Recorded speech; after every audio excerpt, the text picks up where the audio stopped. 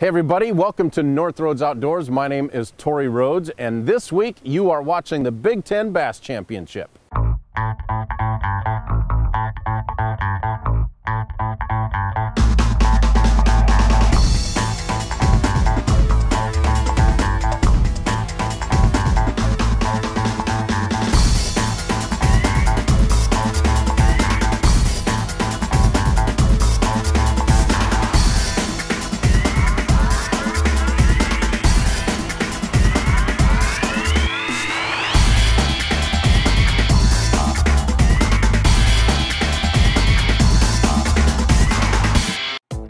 Hey everybody, on this week's episode of the Big Ten Bass Championship, I'm going to be on the water following these teams. I'm going to start off this morning with the University of Wisconsin in a man-made boat canal on Lake Wabeesa.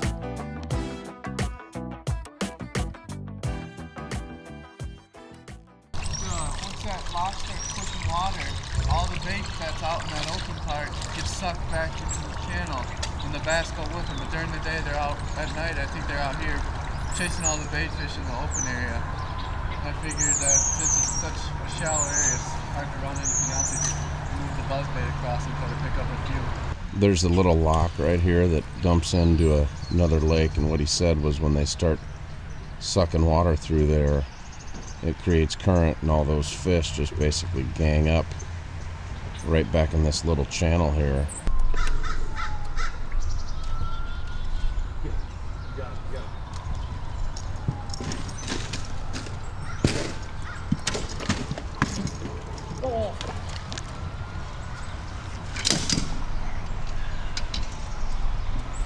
Have some poison. I had 1 mile of it. There you go.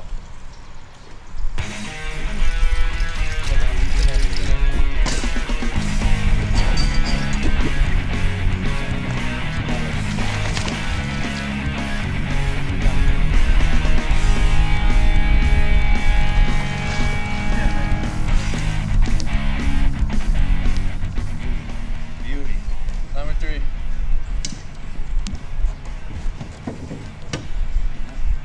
Angle, but love it when it works.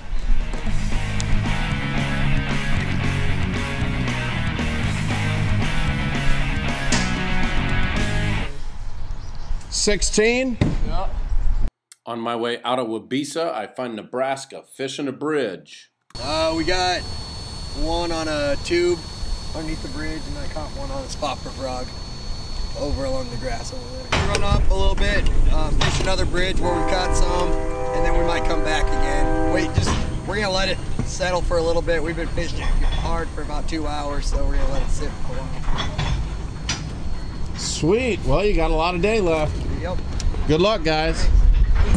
I move out of Lake Wabeesa and I start making my way towards Monona, and I run into a Purdue team in the river channel. People are starting to catch fish on top water. 13 and a half. We came here, we got here Friday afternoon, and it was like 66 degrees on the main lake. And then got here yesterday morning and it was 61. Once the sun came up and it warmed up a little bit, another one of our boats caught them on frogs. So that's kind of, and we caught them here. I had a couple blow-ups here yesterday, and that's why we hung around. We started them boat docks back there, and that. You guys been here pretty much all morning then? We haven't left. I haven't started my big motor since the takeoff. I'm coming up on Purdue and they've got some trolling motor issues. No, actually we had trolling motor problems. Our rope broke and we can't get it to release, so we're fishing here for now, and we're getting ready to cut all our ties right here and throw the trolling motor on the deck and make a run with it on the deck. So, and then put it back on after we get there. It's heavy enough. Soak the strap holds. Yeah, it should be all right. In the river channel on the way to Monona, I find Indiana hooking up with their first fish. Yeah, he said that they're staging in that moss right there, just hanging in that duckweed.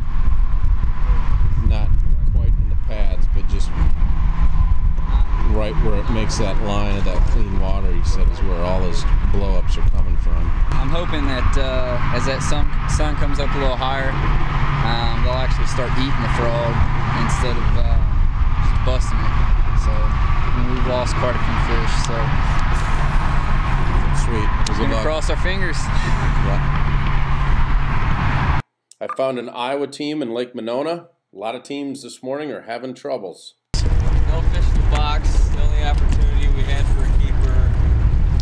Didn't get it in bulk. So, still working on it. Just down a ways from the Iowa team, I ran into the University of Wisconsin crankbait and a weed line. Friday we were out here and it was just slow everywhere. I mean, I fished the normal spots I usually do, and the fish just weren't on them. So we came down on this end, and I'd never fished this side of the lake before. And then, yeah, after 9 or 10 hours of fishing, we found our school that we hit this morning, and there's a lot more fish there than I thought there was. So we hit them on cranks on Friday and caught 3 or 4 keepers on Friday, and we're just like, all right, well, we're gonna know, or we know where we're gonna start.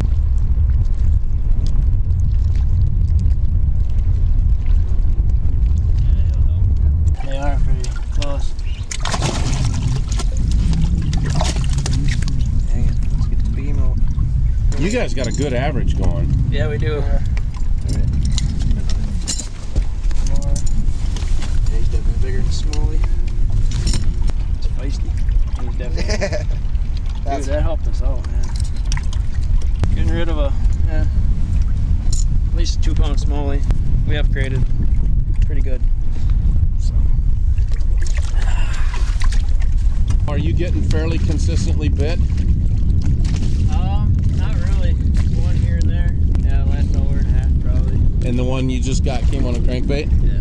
We kind of throw 45s, and like I got the deeper crankbait, so I'm working the deeper edge, and then he's throwing more towards the weed lines. As I left Monona, I was headed through the river channel and ran into a Nebraska team that had a couple of nice fish. Oh, we 2.5 easy. This one's probably pound and a half. Apparently, one of our guys has like a 6-pound smallie. Yeah, these two, not bad fish. But I actually, I grew up. I'm originally from Chicago, and I come up to Wisconsin all the time for family fishing trips, and I actually learned how to fish on Lake Wisconsin, about 30 miles north of here, I think. I mean, Wisconsin's my favorite state to fish, and I've wanted to get out here for quite a while. Right near the end of the day, I ran into a Purdue team that's got 4 fish, all coming on the frog. Did you guys have a any time frame today around 10 o'clock or so when the bite turned on? Yeah, we caught 3 fish right at 10 o'clock within about 5 minutes. Yeah, and then what, 11 o'clock the bite died? Yep, pretty much. Well, that's just what I noticed watching other guys fishing. Stay tuned to North Roads Outdoors. Next Thursday, we will bring you the conclusion of the Big Ten Championship. We will have the weigh-in and interviews with the individual and team champions. From Iowa University, Austin and Jim Wojciechowski.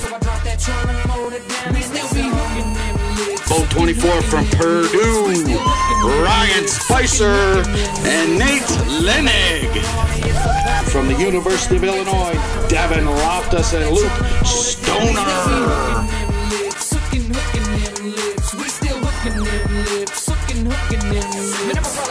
Rapper with a Bassmaster logo on the back of a Phantom. If I keep putting it down with Team Samson, then I keep pushing out.